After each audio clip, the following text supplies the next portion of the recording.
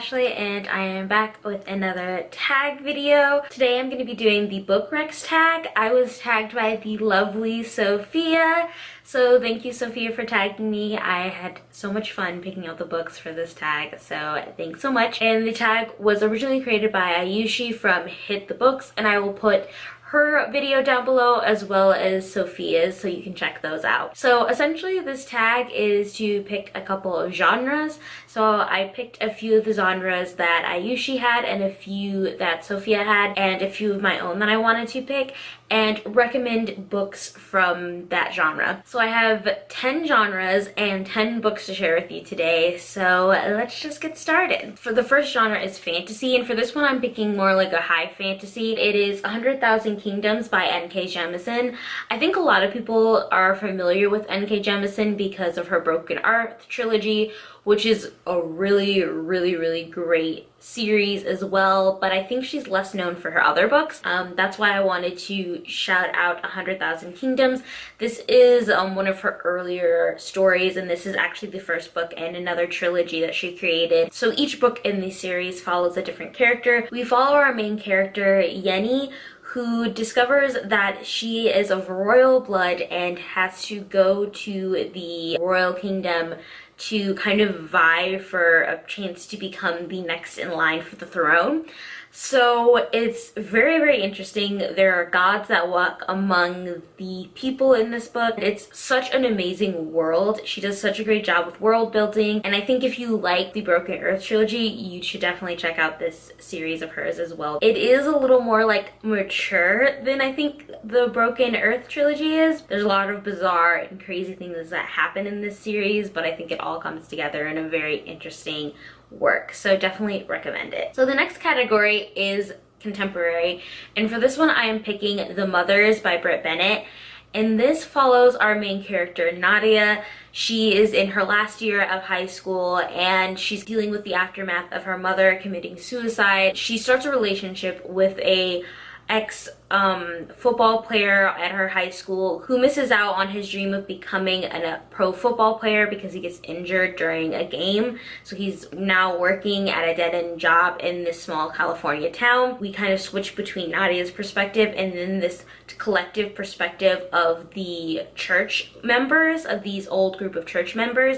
So this deals with relationships, it deals with the idea of religion and how that plays out in the African American community, and it is probably one of my favorite books of all time. I absolutely love it. It does a really great job of like separating your values from religion, and it's amazing. The next genre is a graphic novel or comic book, and to be honest, I don't read a ton of graphic novels. I am trying to do better on that, but I have to say one of my favorite graphic novels that I have read is Monstrous. So this takes place in a world where there are magical creatures and then humans, and then you have some people that are both are like kind of mixed with human and magical abilities, and then we follow our main girl who is dealing with a lot of issues.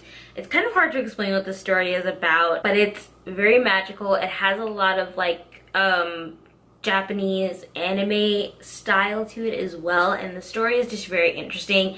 The world is very intriguing. I think what really interested me about this book is the artwork and just the amount of world building that I really enjoyed. So if you have not checked out this book, I highly recommend you do. And the next genre is short story collections. For this one, I am picking Digital Geishas and Talking Frogs by Helen Mitios. This is not really a short story collection, more than an anthology of short stories because each of them are by different authors. But I absolutely love this. If you are really into Japanese fiction, I think this book is I think this anthology would be right up your alley. It has a lot of strange but also interesting stories. They mix different magical elements with different surreal elements.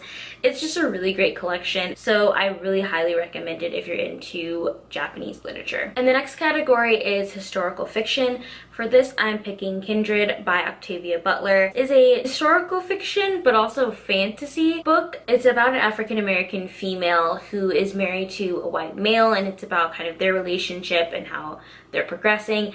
but she starts traveling back in time to the Deep South during the time of slavery. It's very interesting because it's this parallel between she's a very independent, self-motivated person, but she goes back into time in this era where she is mistreated, and her like smart mouth is kind of not valued and her intelligence is not valued. There is a very distinct reason why she's traveling back in time, and each time it gets longer and longer, the experience. I really highly recommend it. I think it's one of Octavia Butler's most popular novels. So for the sci-fi category, I am picking And Again by Jessica Chiarella. I've talked about this book a couple of times on my channel. It's one of my favorite books of all time because the character development in this is like top notch.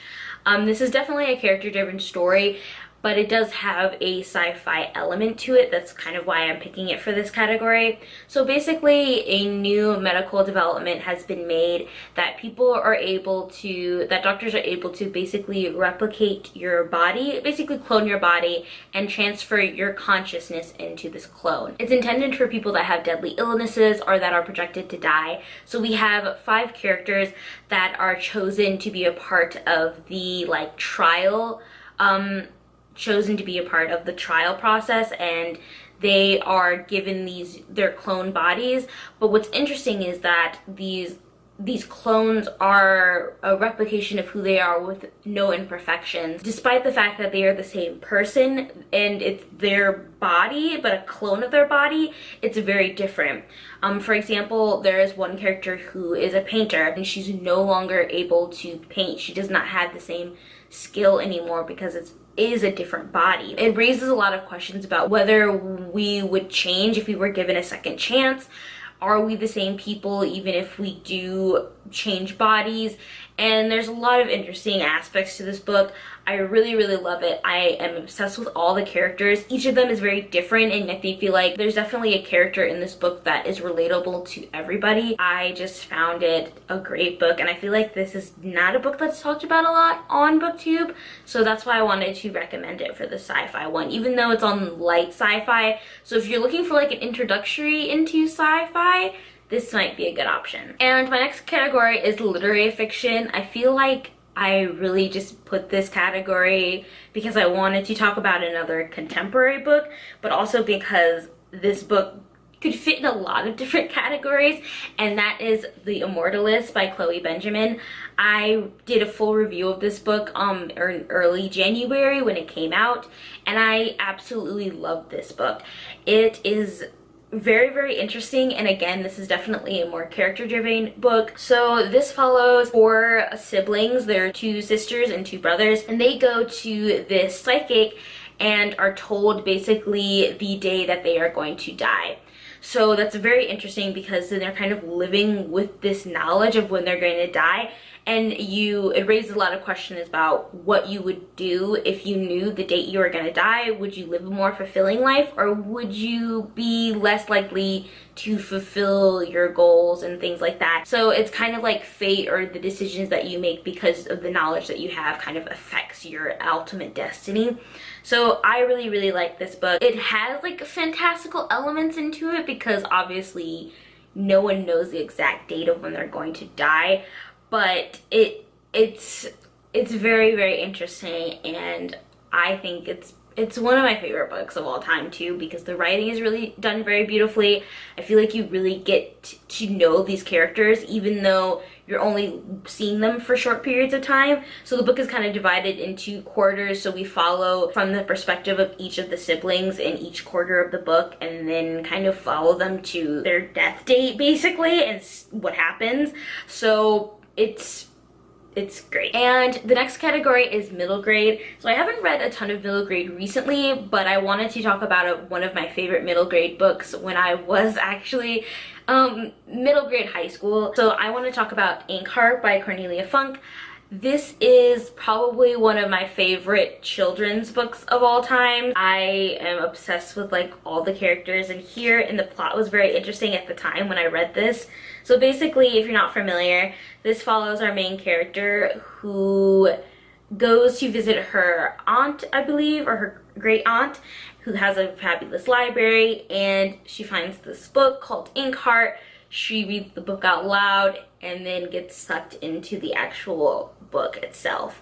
So it's kind of like very meta-y, but like it's very, very interesting because you're reading about this book that she's kind of in this world. You get to meet the author of this fictional book as well, and it's like, do you want to go back to the real world? Do you want to stay in this book? So at the time when I was reading it, I was really reading to like escape what was going on in my life, and this just was like the perfect book for that, because I was like, oh my gosh, I really want to go into this world. But I really highly recommend it if you have not read it. So the next category is like nonfiction, but I kind of think that's a very wide category and I couldn't really pick a book in that category, so I kind of made it more specific by saying memoir. And for this category, I'm choosing The Art of Asking by Amanda Palmer. When I really got back into reading, this was one of the first books that I checked out. I listened to it on Audible, and I was kind of in a weird place in my life, was in a job that I really didn't enjoy,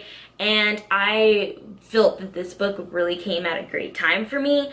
It's all about the idea of asking for help, and being vulnerable doesn't equate to weakness, but it can help you in achieving your goals as long as you're transparent and honest with yourself and other people. So this is a really great book. I highly recommend listening to it on Audible. I ended up buying a physical copy just so I could have it. She narrates the book herself, and she includes snippets of her she includes like poems, also snippets of her music. She was in a band, so it's definitely worth checking out if you have not checked it out. She's also in a relationship with Neil Gaiman, so if you're a fan of Neil Gaiman, she does talk about him a little bit and how their relationship started. So yeah. And the last category is going to be mystery thriller. I do not read a lot of mysteries or thrillers, but there is one book that I wanted to recommend that I haven't heard a lot of people talking about, and I decided to kind of put this in as a last category. So for this category, I am picking Black Chalk by Christopher J. Yates. And this is, I would say it's more like a mystery suspense than like an actual thriller.